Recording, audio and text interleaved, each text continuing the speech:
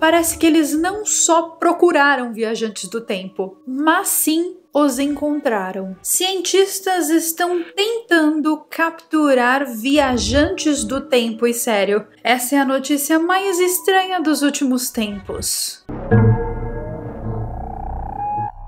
Cientistas estão tentando capturar viajantes do tempo e sério, essa é a notícia mais estranha dos últimos tempos. Se é que nós temos um ranking do que é mais bizarro e do que é menos bizarro, né? Hoje em dia tá tudo tão estranho. Mas sabe o que é pior? A notícia é real e o projeto também. Cientistas estão realmente tentando capturar viajantes do tempo. Eu sou Carol Capel, a sua viajante do tempo que ainda não foi capturada pela ciência. Sejam todos muito bem-vindos para mais um vídeo aqui deste canal. Recados! Amanhã, dia 28 de setembro, ao meio-dia e 15, nós teremos uma super live aqui nesse canal. E nós falaremos sobre um assunto muito, mas muito macabro, que tem tudo a ver com inteligência artificial. É uma descoberta recente, tá? Eu não vou dar muito spoiler aqui, mas se eu fosse você, eu não perderia essa live por nada. Além disso, você aí já se inscreveu no canal novo, no canal de shorts. Se você ainda não se inscreveu, se inscreva. Vou deixar o link aqui em cima nos cards, aqui embaixo na descrição e também aparecendo nas telas finais desse vídeo aqui. Agora sim, vamos ao assunto dessa notícia estranha. Pouquíssimas pessoas sabem disso, mas existe um artigo científico, um estudo publicado por um grupo de cientistas. Um artigo que comprova que esses cientistas fizeram experimentos científicos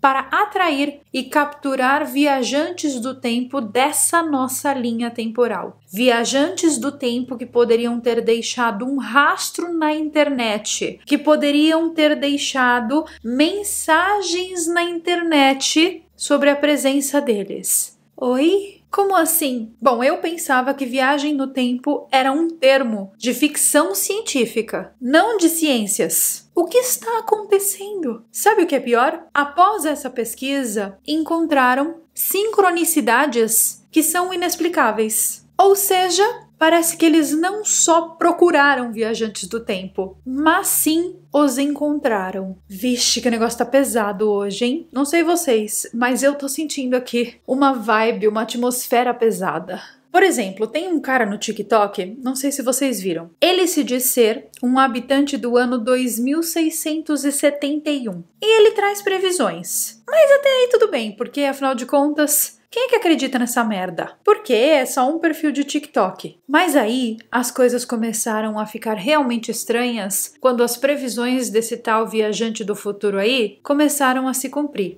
Ah, velho, na boa. Que bizarro isso. E falando muito sério agora, tá? O meu amigo, o Egrégora, o produtor e criador das músicas que eu sempre indico aqui no canal pra vocês, é sério, é um troço muito esquisito que ele faz. As músicas dele têm o poder de fazer as pessoas se conectarem com parentes já falecidos. As músicas dele hipnotizam crianças com autismo. Algumas pessoas, inclusive, relatam que tiveram experiências fora do corpo após ouvir as músicas dele. E uma das últimas músicas dele, a música Emmanuel, ela traz uma mensagem poderosíssima de Chico Xavier. É a minha música favorita, inclusive. Então, esse cara aí, o Egrégora, o meu amigo, ele diz lá no perfil de Instagram dele que ele é um viajante do tempo do ano 2123. E sério, gente, as coisas que ele posta no perfil do Instagram dele são de arrepiar. Eu vou deixar o link da música dele aqui embaixo na descrição e também do perfil de Instagram dele para vocês darem uma passadinha lá para ver o que eu tô falando. Inclusive tem muita gente que fala assim: "Ai, é publicidade para um DJ de música eletrônica". Primeiro, não é publicidade. Ele é meu amigo mesmo e ele não me cobra absolutamente nada e eu não cobro absolutamente nada dele. E segundo, as experiências que eu tive após começar a ouvir as músicas dele são o verdadeiro motivo pelo qual eu compartilho o trabalho dele aqui nas minhas redes. Os links estarão aqui embaixo na descrição. Mas agora voltando aqui, falando desse tal viajante do tempo do TikTok. Esse aí que diz estar em 2671. Ele disse em um vídeo postado em janeiro de 2024 que em julho de de 2024 Yellowstone explodiria. E vocês viram, né? Vocês viram o que aconteceu? Eu noticiei aqui no canal. Realmente aconteceu na data que ele disse que ia acontecer, no dia 24 de julho. Mas tirando essas especulações e essas sincronicidades estranhas,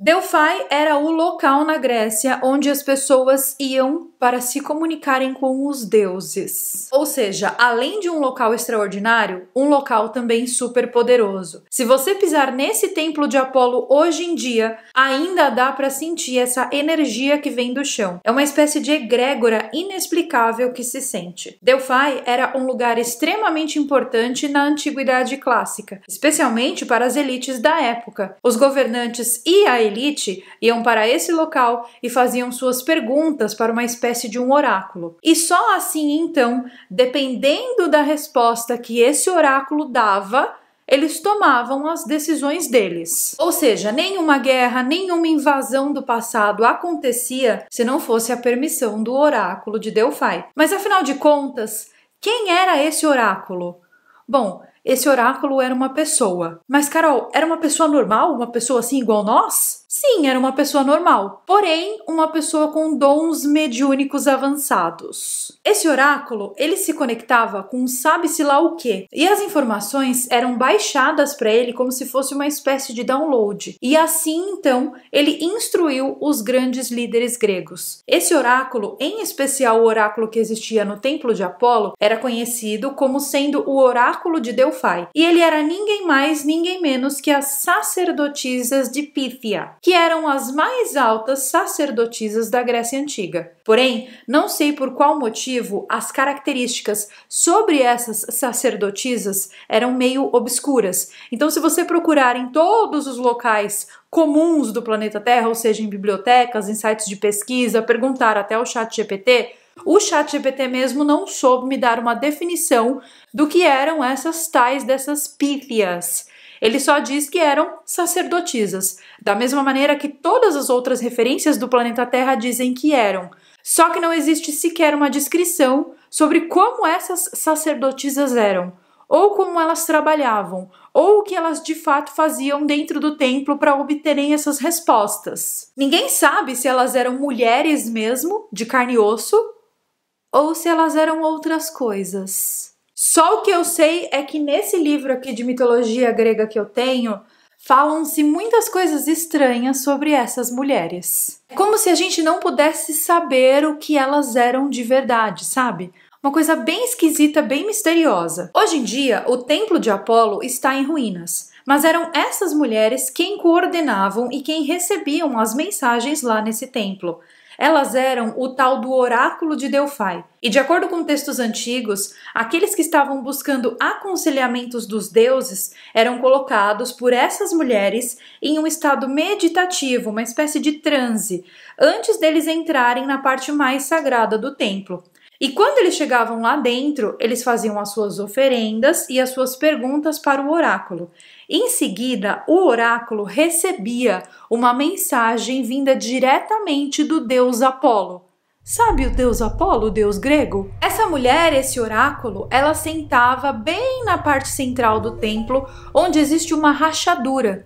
E dessa rachadura saía uma espécie de um gás. Esse gás, após ser inalado, levava o oráculo para um novo estado de consciência. Eu arrisco a dizer, inclusive, que eles faziam uso de psicodélicos. Mais especificamente do DMT, do dimetiltriptamina, sabe? Esse alucinógeno, o DMT, ele é conhecido popularmente como molécula espírito. E até os dias de hoje, ele é usado em rituais espirituais. E acredita-se que o DMT tem a capacidade de desencadear um verdadeiro despertar espiritual. Os psicodélicos, eles têm o poder de alterar as percepções da nossa mente. E ele facilita conexões com seja lá o que for que exista em dimensões perenes à nossa. Curiosamente, o oráculo de Delphi também se conectava com algo que não era desse mundo. Eles sabiam exatamente quando algo ia acontecer e como esse algo ia acontecer.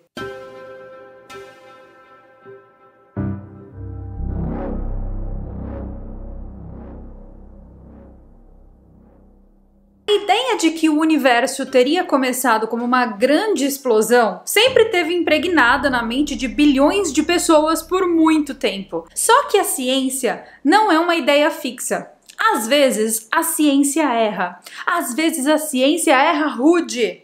Às vezes a ciência erra feio. Muitos cientistas sabem que existem muitos problemas com essa ideia do Big Bang. E as novas imagens do telescópio James Webb estão nos provando que nós estamos errados e que nós devemos nos preocupar com as nossas concepções. Que o telescópio James Webb, ele é uma verdadeira máquina do tempo. Por quê? Porque ele faz com que a gente enxergue o passado do nosso universo. Isso se o passado realmente existir. Essa máquina do tempo, vulgo telescópio James Webb, que custou 10 bilhões de dólares da NASA, descobriu 6 galáxias gigantes que destroem por completo a nossa compreensão atual do universo. Basicamente, o telescópio James Webb está nos provando que o tempo não existe.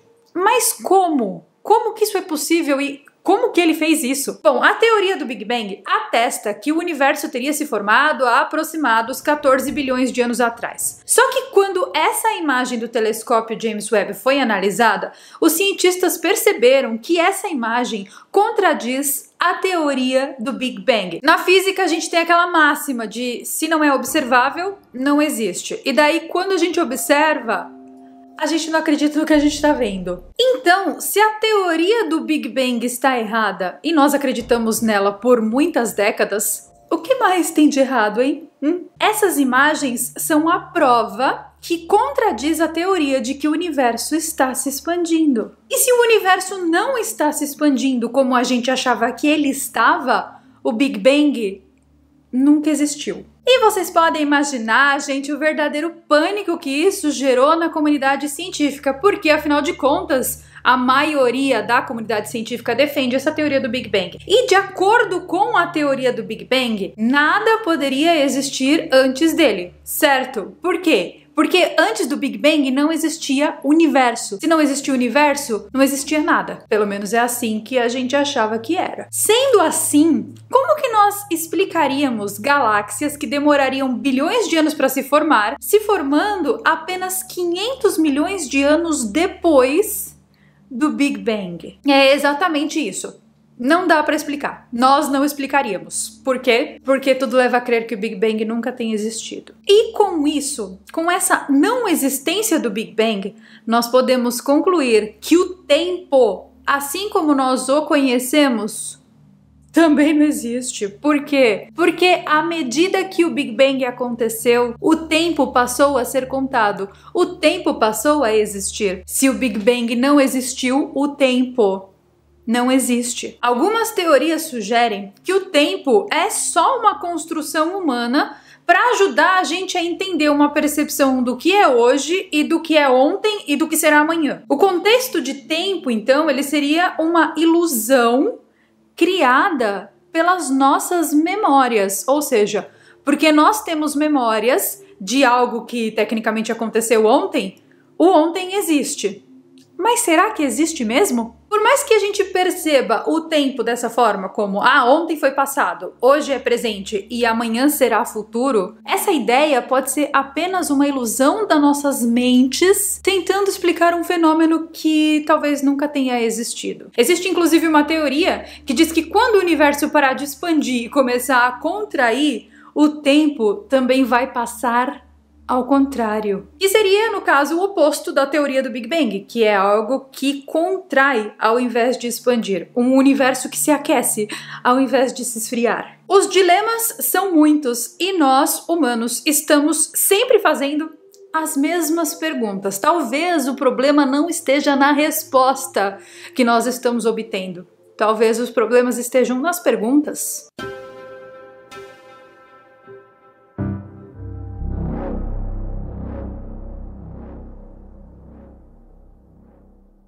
Vamos ver agora o que disse a ciência sobre isso. No ano de 2008, Stephen Hawking trabalhava muito na hipótese da existência de viajantes do tempo. E ele fez um experimento. Ele foi à Universidade de Cambridge, se sentou em uma sala sozinho e esperou que chegassem convidados de sua festa. Só que ele não enviou sequer nenhum convite para ninguém. Ele não convidou ninguém para sua festa e esperou que os convidados chegassem. Os convites só foram feitos após o término da festa. A ideia era que se alguém descobrisse no futuro a possibilidade de viajar no tempo, eles poderiam receber o convite e viajar de volta no tempo para comparecer à festa. E sério, gente, eu adorava o Stephen Hawking, até aquela história lá do Jeffrey Epstein. Eu sei que não vem ao caso aqui no vídeo, mas enfim, se você ainda não assistiu ao documentário que tem aqui no canal sobre o caso do Jeffrey Epstein, eu recomendo. Deixarei o link aqui embaixo na descrição e também aparecendo nas telas finais desse vídeo. Esse experimento de 2008 do Stephen Hawking inspirou dois cientistas que em 2013 publicaram um estudo que tentava encontrar evidências desses viajantes no tempo usando a internet. Os cientistas que fizeram a pesquisa se chamam Robert Nemiroff e Teresa Wilson. A pesquisa deles está disponível na internet e você pode ler se você tiver interesse. No estudo, eles dizem que se um viajante do tempo tivesse vindo do passado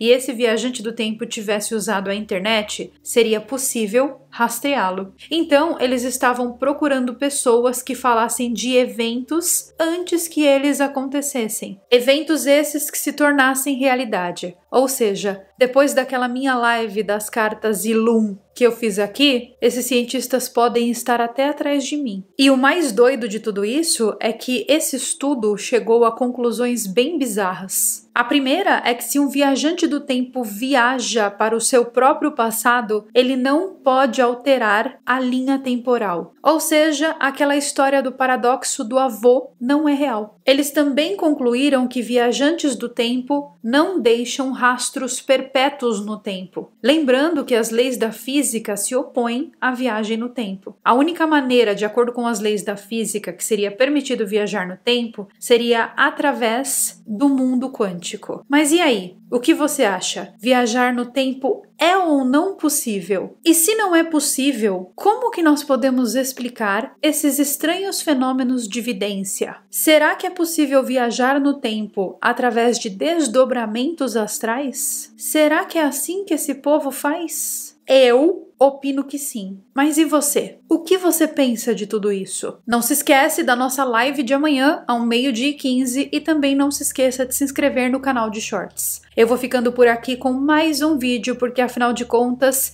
eu preciso parar de deixar rastros da minha viagem no tempo pela internet. E esse vídeo aqui pode ser um rastro e tanto. Um super beijo pra vocês e eu vejo vocês então nos nossos próximos vídeos. Bye!